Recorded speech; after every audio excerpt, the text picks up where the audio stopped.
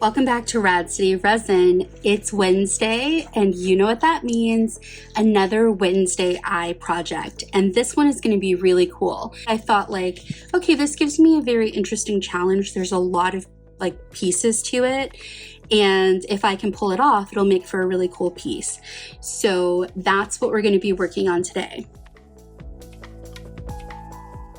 Let's get started.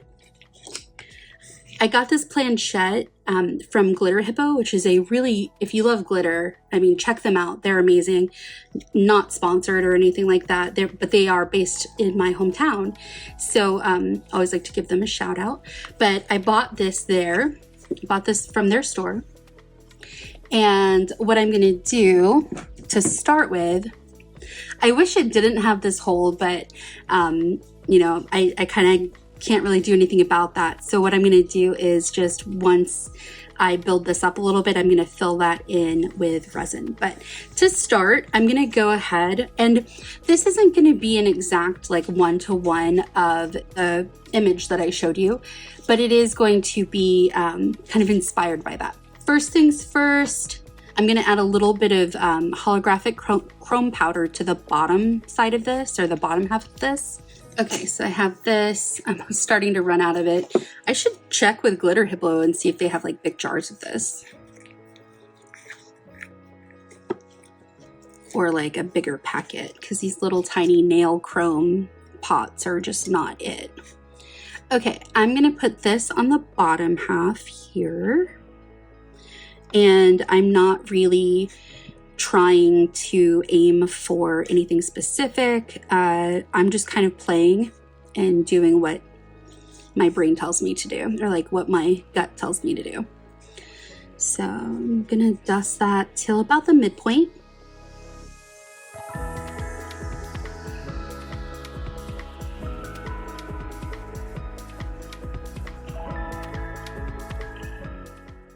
There we go.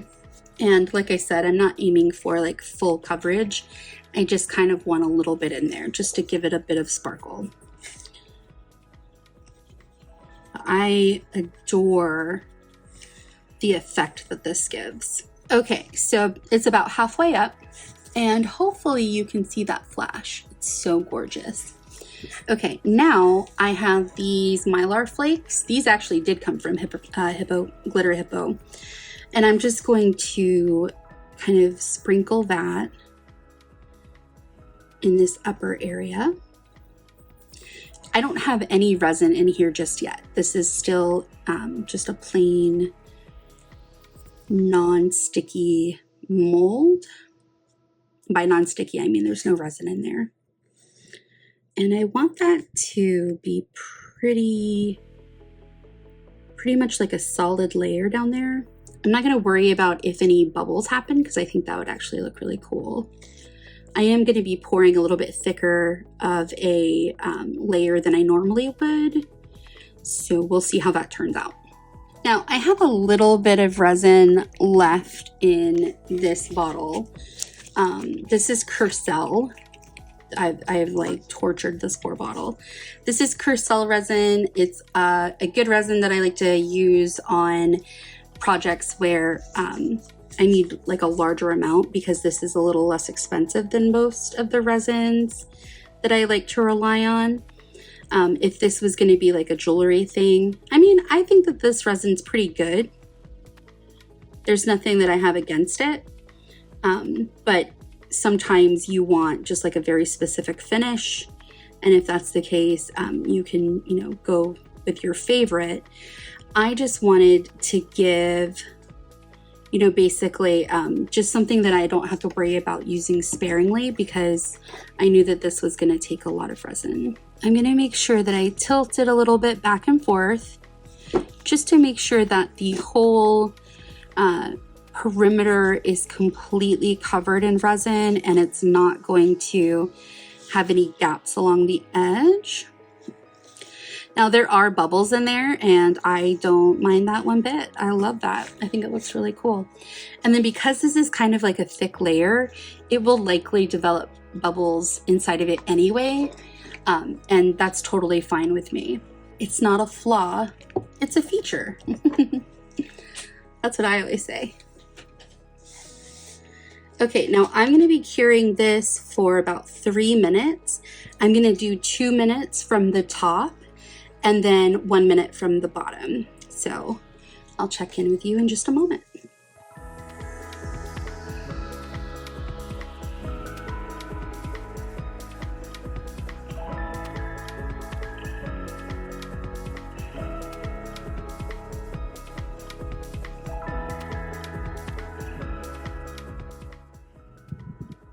I think I may have gotten everything out of this bottle, but I'm gonna just see if I can get a few more drips. Yeah, I think that's pretty much it. Okay, so let me put the lid back on this before I make a huge mess. And again, I don't have a game plan here. I'm just kind of like hoping that it all goes to plan. I'm gonna try dropping in some of this. Now I picked these up. These are technically airbrush paints, but I've been playing around with them with resin and they actually look really cool. So I'm gonna just drop some in here.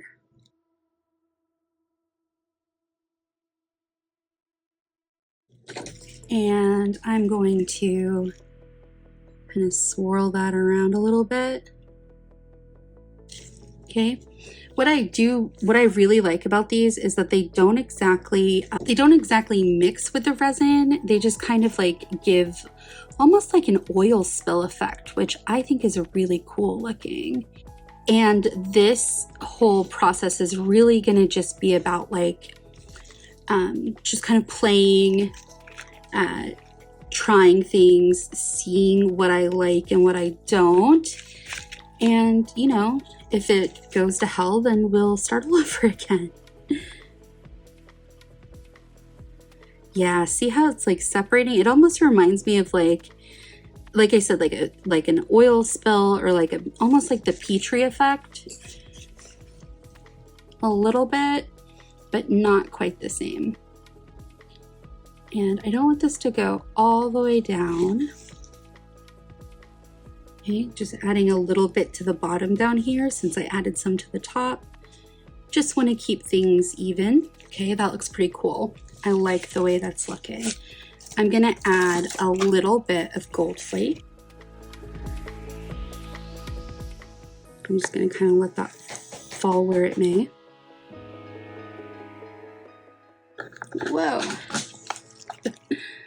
If you've been around my channel before, you know my love-hate relationship with this stuff. Oh my goodness, why? Why do you fly away every time? I don't even have a good fan on. I'm just kind of putting it in there. Some of this stuff is going to be covered by other things we're going to do. So... and I want to do like a little bit of a purple splash down here at the bottom. And I have some of this paint as well. Why not? Why not? This stuff is so thick. I never know if I'm using it right. But I haven't lit it on fire yet, so I'm guessing that it's okay. Okay, so I need to cure this whole layer. This paint and the paint and the purple resin are probably going to bubble a little bit. That's okay. I'm okay with that. I'm okay with that. I plan to do one final coat on top just to give it some smoothness over this. So if it does bubble or if it does kind of like curl up over the paint, which sometimes that happens, that's totally okay. I know I keep saying that's totally okay. If I say it enough times, I'll believe it. Oh my gosh. Okay. That actually looks so cool. Just by itself. I don't know if you can see it yet, but it looks pretty dope. Ooh. Looks so cool. but the paint is like UV reactive, so. Okay. She needs one more layer. Because I still have this here to cover as well. Good, so I should have made that first layer a lot thinner, but it's too late now. The deed has been done. And I just really want to make sure that every bit of the color is completely buried in there. Okay, so now that we have like the base of our heart done, I'm going to start building the ventricles and the arteries here on this little tiny guy. So once again, I'm going to take my paintbrush and my holographic powder because I can't resist it. I don't know how much of this is going to show through because I do plan to also color them different colors, so it may not be visible at all. Okay, so what I'm going to do is draw a little line like that, another little line like that, and then I'm going to connect them with a V. Okay, and before I go any further, I'm going to cure this, because if you wait too long, it's going to start like kind of moving out of the position that you put it in, and it's not going to look right anymore. So, and it doesn't have to be a total complete cure. You just need a little bit of time. So she's cured. I'm going to set her aside and let her cool down before handling. And I'm going to just kind of like go like that, like that. And if they don't look exactly like I want them to, then I will shape them after the fact using like a file, or even doing sometimes just using my rotary tool.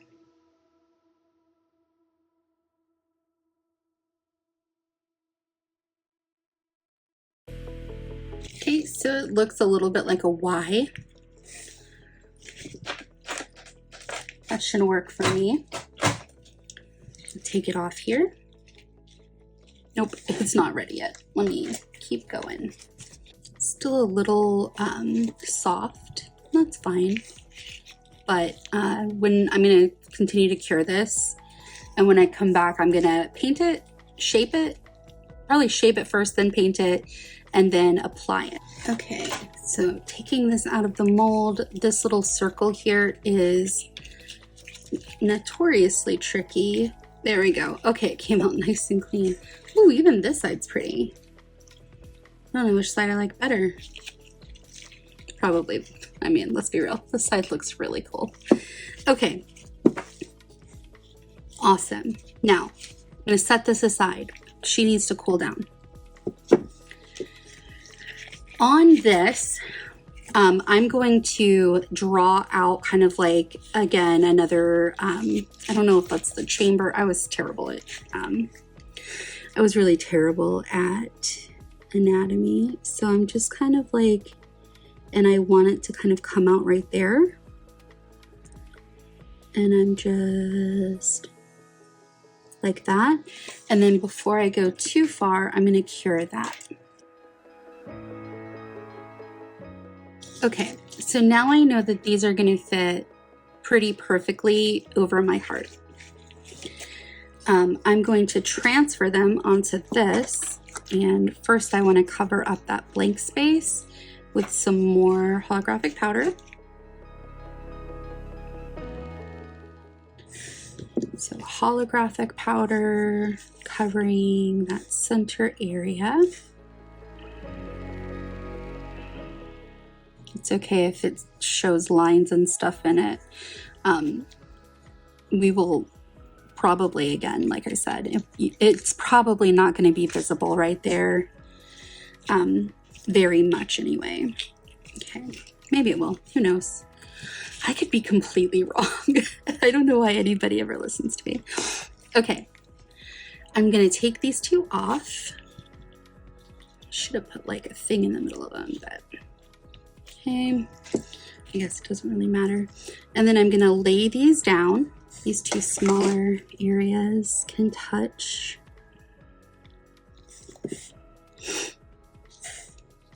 Yeah, I'll just separate them. Okay, and I want them to lay as flat as they can, which they probably won't. You're gonna fight me on it. Okay, so I'm gonna fill this center part first. And then I'm gonna create like a valve up here at the top.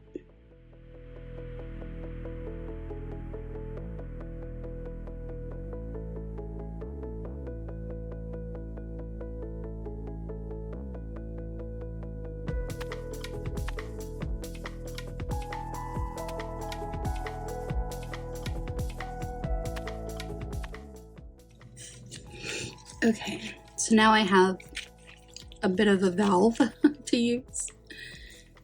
And again, it's still kind of soft and pliable right now. Just take that part off. Okay, so now I have these two pieces here. I'm gonna bake them a little longer in the black light, and then we'll start to assemble. Actually, before I do that, I kind of want to give this one another little thing over here. So I'm gonna just go like this.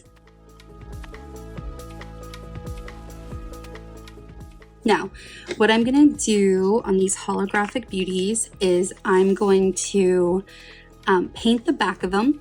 I think I kind of want to keep them in this like gold pink theme. So I'm going to use this on the back of this. For this one, I'm going to use a little bit of gold paint. For the smaller one, I'm going to use a little bit of this elemental bolt green. It's really pretty. Okay, so starting with this. You can wear gloves for this if you want. I'm just basically using acrylic paint. So I'm using a makeup brush or like an eyeshadow applicator for this method because it'll cover a large surface really quickly, and B, it naturally blots some of it away. So I don't have to wait as long for it to dry. And I also really like the texture that I'm getting out of this. Now again, it looks like a blob right now, and it's gonna keep looking that way until I shape it.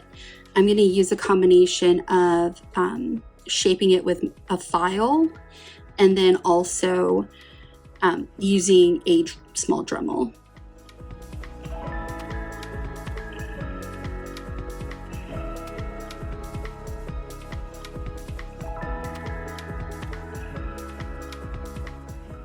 This back coat is serving two purposes.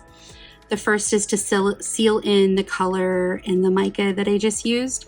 The second is to kind of bulk up this piece so that I'll have more to work with when I go to shape it down.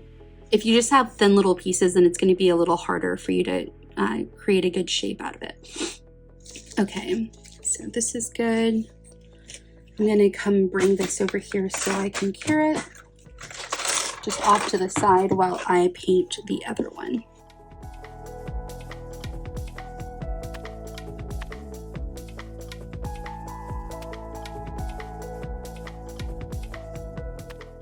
Okay, now this one's gonna have to thoroughly dry before I put resin on it. So I'm gonna place this aside. This one is done and it's nice and cool. I want to give this a little bit more shape before I add it to my piece.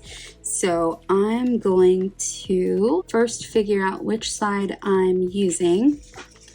So here's my heart. Here I think is how I shaped it, like that. And it is a bit bendy still, and it's still soft, so I'm going to give it a little flex like that. Okay, so I think I want it to sit like this. So this side is going to be the front, which means the larger ventricle. Again, I have no idea. If you're a nurse, please don't yell at me. So this is going to be on the left side, this is going to be on the right side. Okay, setting her back aside so she doesn't get damaged. I can't do this part with gloves on, so just make sure that you're protecting yourself. Make sure that you keep something over your mouth, and I'll be back when I'm done.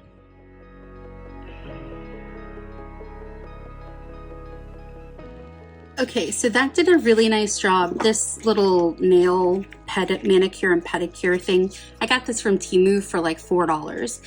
It's not very powerful, and like I would never use this on like a normal project where I really needed to do some sanding, but because I had some like delicate curves and stuff, this thing is the only thing that this little guy will fit into, so that's why I used it. Okay, so I have a pretty good shape on this. I really like how it's looking right now, so I'm gonna go ahead and attach it.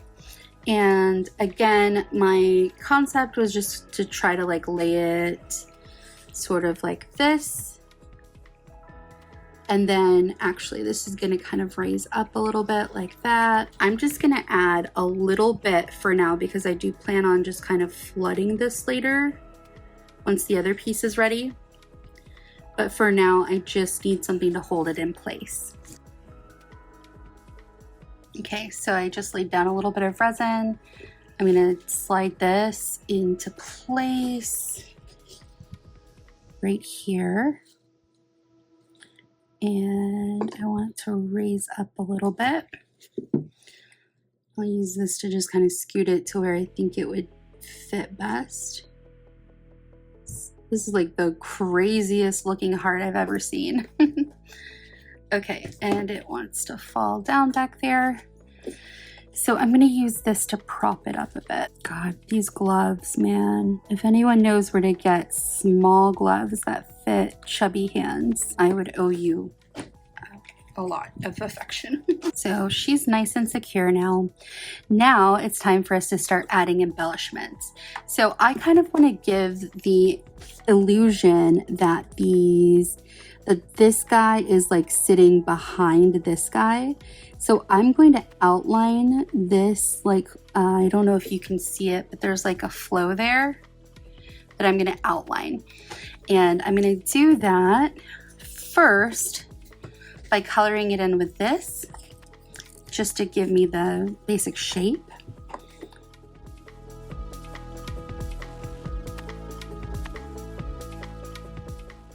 Okay, and it's not going to really show much because the piece itself is painted gold, so this is just kind of giving me a rough outline to work with.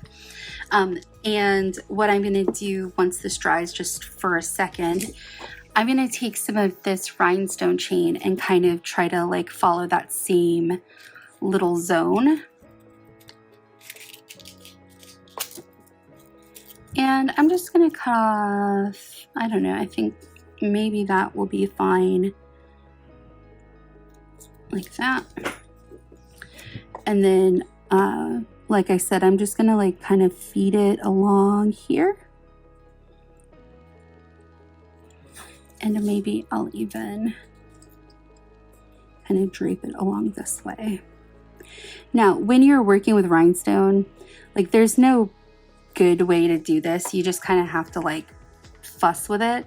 So I'm gonna just film this. You can watch. I'm gonna try not to talk very much, just so that I can try to get this done accurately.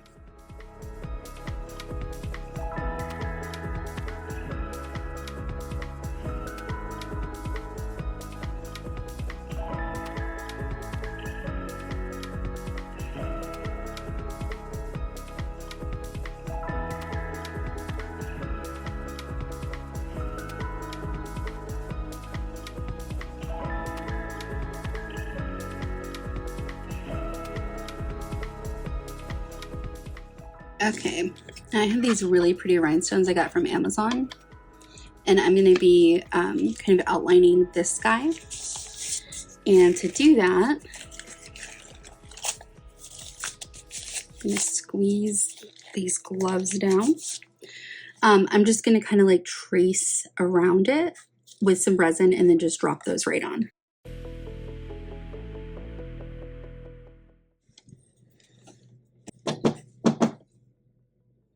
And now I'm gonna make some flowers for this piece. I'm gonna bring back these guys because we haven't seen it in a long time. I'm gonna bring back my gift basket wrap. I have a couple of squares already kind of partitioned off. And then I'm gonna show you how I'm going to make these. So please ignore how dirty this thing is. Let's see if this will work. I have a 1.5 inch circle cutter. I don't think it will. This stuff is just so flimsy. Yeah, it won't even stay in there.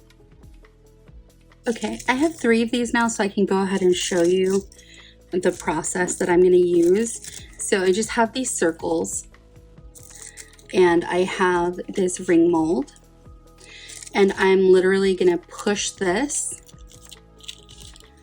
right into here, the tiniest bit in the bottom, just to keep it kind of held together.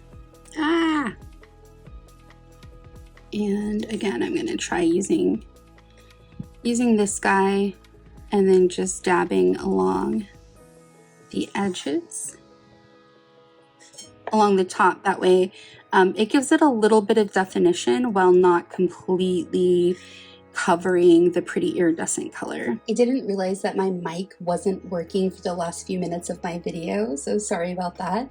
But essentially I took time to add more embellishments, including a resin piece that I made a while ago. Sometimes these projects are a great way to use up some of those random bulk pieces that you didn't really have a plan for. I propped my piece up using a bottle cap to keep it level, then added 2 dots of resin near the top. I laid down a sawtooth hanger in the resin, then I cured this really well for about 5 minutes so that I could then use this as the way to hang this on the wall. Overall, I really love how this turned out. It's very Betsy Johnson meets Lisa Frank with a heavy, heavy dose of maximalism and maybe a little bit of juicy couture. I hope you had a lot of fun watching me become increasingly unhinged with this project. If you decide to try it out yourself, I definitely want to see the results. Go make something awesome this week, and as always, stay rad. If you enjoyed watching this video, I made some really pretty brass cuff bracelets that you might want to take a look at. Click here to see.